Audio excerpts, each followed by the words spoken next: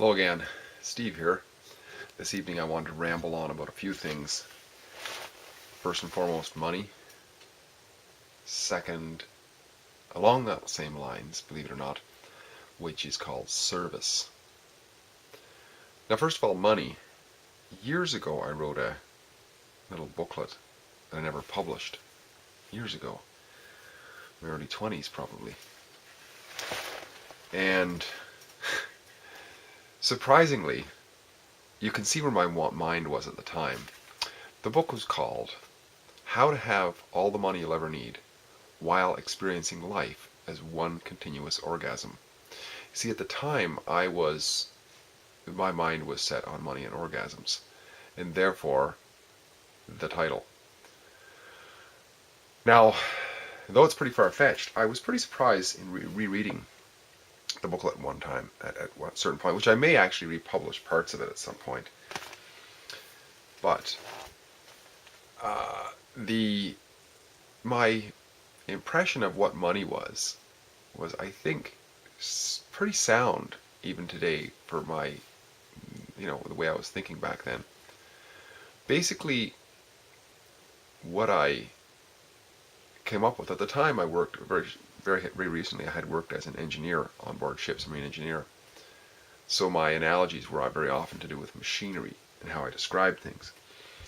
And in describing money, I drew this diagram of an air compressor, because in a ship's engine room, all the control systems in those days anyway were run by pneumatics. So you had air storage vessels, and you had lots of piping and lots of actuators and this sort of thing. And all through the control room was a big huge panel with push buttons, which electric over pneumatics, which would control, turning off valves, opening valves, this sort of thing. Well, in my little rant there, when I was talking about money, I posed the question. Of course, I was asking myself at the time, on first blush, if I was to look at a diagram, a schematic of an air compressor, its reservoir, and its system of control valves and stuff like that, from the control valve's perspective, where does the air come from? Well, the air comes from the pipe, and the pipe gets its air from the air tank. So it looks like the money is coming from an air tank. The problem with that perspective is that it seems like a limited supply, because if it doesn't get replenished, then eventually the air pressure goes down.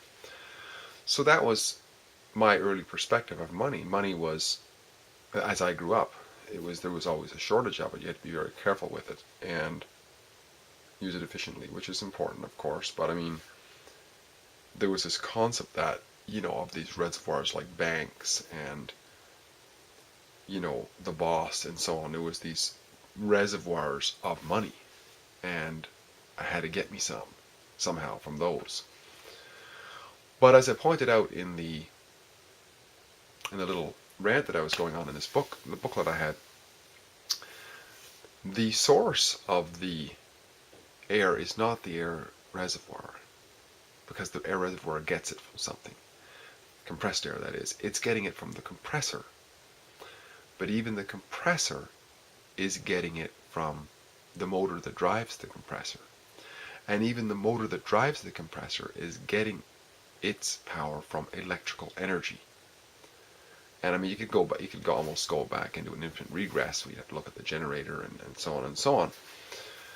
But my point at the time was, just because I had those three items, I had the compressor, the reservoir, the system, I was saying that from that perspective, from that image, the source of the compressed air is the compressor. It's doing the work to store up the stored air. So it's the real compressed air. And money is like a compression of efforts, if you will. I mean, aside from all the other stuff, the fraudulent shit that goes on with money, all of the, international banking and all the,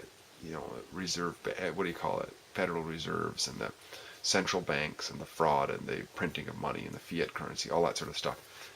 no matter what it is that we use as currency, even if it's sound currency like gold and such,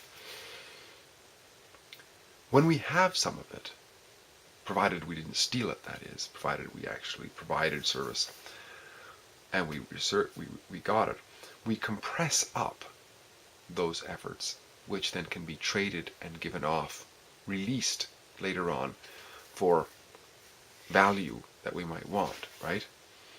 But the source of where the money really comes from is us, because you see, there is a trade of service, our efforts, either mental efforts, physical efforts, whatever it is, for compensation in an agreed upon, for an agreed upon something.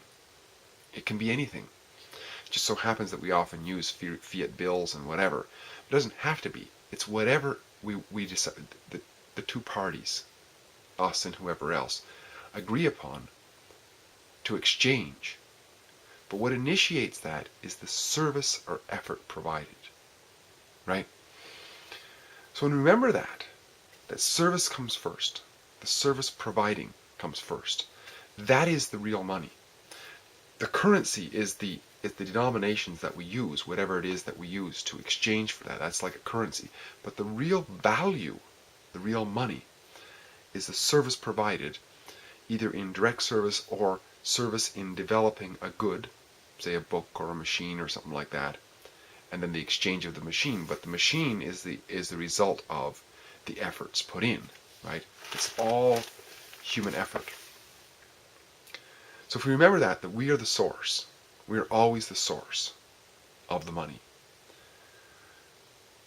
And if we remember that how the value is developed for the money, and once again, provided we don't steal it or work for governments and things like that, which is also just stealing. It's another form of stealing. It's a more clever form of stealing. But nevertheless, that's what it is, because there's no real service provided for the most part. In fact, it's like working for the government is like, it's a negative job. It's not even a job. It's a negative job. It's like there's jobs, no job, and then negative job, which is what that is, because that's like the saboteurs throwing, the wrenches into the cogwheels of progress. Government and all this sort of stuff is just impediments for progress. So it's a negative job, that's what I call it, but that's just what I digress. Now, so if we remember that the service is fundamental, then at a certain point, really, when we really think about it, if we do this well in some way, we can almost let go of the attachment we have to the currency. Because when we realize that the real value is in us, always, and we're conscious of that, and we do our best effort at what we do, that in time gets recognized by people who see value. And those are the people we really want to work with when we think about it, when we recognize quality of life in ourselves. That there's a response that comes from some people who are awake to that, and they will respond with compensation as a measure of the appreciation for the quality of the service or the goods provided. And in a way, there's almost no need for currency at that point. I remember there's a guy on the internet who I quite respect, very much respect, for the message that he's giving out on peaceful parenting, and how that is a great proposal for a solution towards the tyranny that's going on. Peaceful parenting, because his point is that, to a great extent, like 80% or so in the first 5 years, our personalities are chiseled based on those formative years into a certain shape. So when we're exposed to violence, which so many of us have been exposed to, either overt or covert, in terms of yelling and timeout, slapping, circumcision, all kinds of stuff like this, if we somehow compare that back and allow children to grow up as human beings where there's respect for the dignity of those individuals and their choices and their contribution to the conversation and all this sort of thing, then there won't be so much psychopathy. Because psychopathy is, many people would say, is the source of the, not the source, but it's the fruit, if you will, of violent upbringings. Because so many psychopaths had terrible, terrible upbringings. So there's, although it's not, the old saying, correlation is not causation, but it's an indication that this very well might be the boogeyman in this whole problem, right? So if we could reduce the psychopathy in our society, we would reduce the number of people who want to control others, because that's what a psychopath, a psychopath on that bent surely wants to do. Because, if you can parade people around and get what you want in the process, and you don't have any sense of empathy, that's probably what you're going to do. And so anyways, I was a bit of a rant. Really respect the guy's information. He puts out wonderfully researched content, though he, and probably many people would admit, he's not infallible, of course. I mean, he's doing his best to bring the conversation mainstream. Anyway, he got cancer somehow a few years ago, and because he had given so much service, so much of what he does is for free, when he was in need, there were helping hands, and he didn't have, as far as I know, any kind of medical insurance or if he did, it was pathetic Canadian communist medical insurance, which is, bottom of the barrel stuff when you're in really dire straits. So people donated to him, and he flew down to, free enterprise clinics in the States somewhere, and he got the best cancer treatment that people could come up with. And he didn't have to pay for it, because he had already paid for it in goodwill. This is something that we could try, We could try this. I know I have tried it, and I have noticed that people give me more than I ask for when I give more than they ask for. Not everybody. I mean, some people don't understand value. They've been maybe traumatized, and they've been ripped off too many times, so they think everybody else is trying to rip them off. But I find that there's sort of a precipitation of goodness. And when I give value, what happens is that there's more opportunity to do stuff in my trade than I've got time for. So I sort of go with who appreciates it the most. And those who appreciate it the most are often those who demonstrate their appreciation with compensation. And it's a wonderful thing, because there's no need for accounting and this sort of stuff. It's just like, I freely give and I freely receive. It's really a wonderful experience, and I find that things just keep coming in spades. There's supposed to be a recession going on, and people are getting, being forced out of work and so on, and yet, I mean, I could probably work 14 hours a day or 16 hours a day if I really wanted to. It's just, doesn't seem to be an end to the work that's out there. Some people say I don't ask very much for what I do. I like to respond with, I don't ask for anything. It's a funny thing. It's counterintuitive, but it seems to work, because it's counterintuitive, but thinking about it, it makes sense. It makes sense when we think about the concept of us all being brothers and sisters, and all being one in a way. And in a deep down inside of it, we actually know that, those who've got empathy to them. And when we really sense it, and we really see that somebody is doing something kind for us and doing the best that they can, it's almost like when somebody says a genuine thank you to you, it's almost impossible to turn away. It's like you have to give them a hug or respond in some way. It's like this emotion or this gesture of goodwill pouring forth. You have to say you're welcome, and you're welcome, come back. You're welcome, come back. I've got more to give, kind of thing.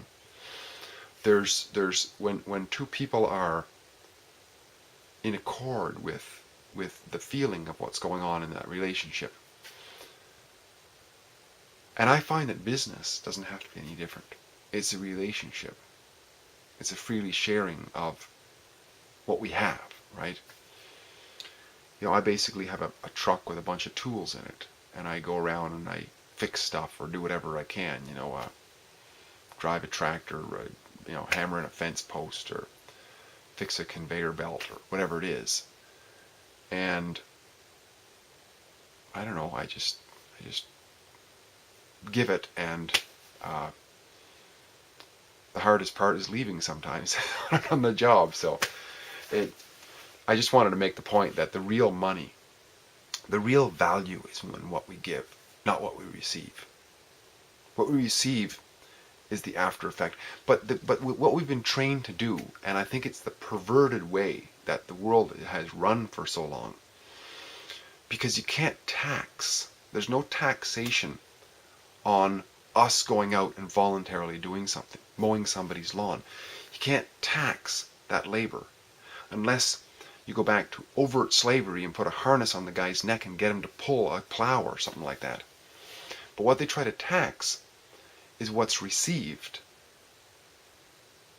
So what does the whole school system and everything teach? What does the whole society teach? They teach it's all about what are you doing, what do you do for a living? And what they mean by the living is, where's your money coming from? Where's your money coming from? How much money do you make? My response to what do you do for a living, sometimes facetiously, is, I don't know, I eat, I breathe. I mean, what am I supposed to say? What do I do for a living? Well, I've got to eat, and I got to breathe, I got to go for a walk once in a while. And then after, when the question gets straightened around, I still don't really know, because every day I'm doing something different. But it's an interesting question, but I think what's important to remember, and I have to remind myself, of course, too, is that the real source of the money is us. Now, bear in mind, some people are going to say, oh, Steve, well, it's actually God and all this sort of stuff. Okay, fair enough. I'm not going to go there that far, because, once again, infinite regress, right? But I'm talking about going back to that picture. The air compressor, the air tank, the system. The system that the air tank runs, all the valves and the lines and air hoses and stuff like that. In that picture, the source of the compressed air is that compressor. So in respect to how we've been taught, the bank account and the money that's coming towards us and all that sort of stuff, the source in that picture of us and the money and the boss and the job and everything, the source of the money there is not where it's coming from, where it appears to be coming from. It's not coming from the boss's bank account and stuff. No, it's coming from us. That's the source of the money. What we get is only compensation in the form of currency for the value we've delivered. In other words, the value, that's what when I'm saying money, I'm talking about value. The source of the value is us. And I think it's important to remember. Because if we want more compensation, it behooves us to up the quality or the value of what it is that we're delivering in whatever way that we can, right? That's the key. That's the honorable way to do it. The other way to do it is to steal it in some way, which comes in all kinds of covert ways, like joining the government and so on, which is theft. If we really think about it, we don't have to think about it very long.